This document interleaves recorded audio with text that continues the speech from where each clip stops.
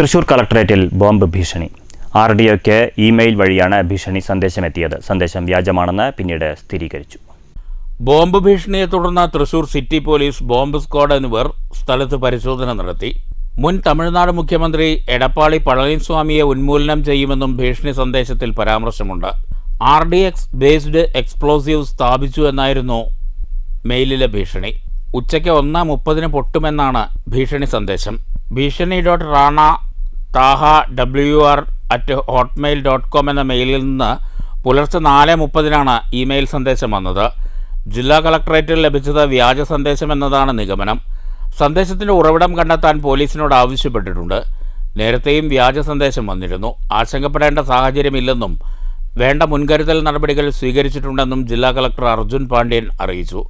Tamil Nadu liberation army മാരൻ Trichy central എന്ന അഭിസംബോധനയോടെയാണ് mail അവസാനിക്കുന്നത്. സന്ദേശം വ്യാജമാണെന്ന് ഏതാണ്ട് ഉറപ്പായെങ്കിലും ഡോഗ് സ്ക്വാഡ് എത്തിയാണ് ഇക്കാര്യം സ്ഥിരീകരിച്ചത്. കേരള പോലീസിൻ്റെ K9 ഡോഗ് സ്ക്വാഡാണ് പരിശോധന നടത്തിയത്.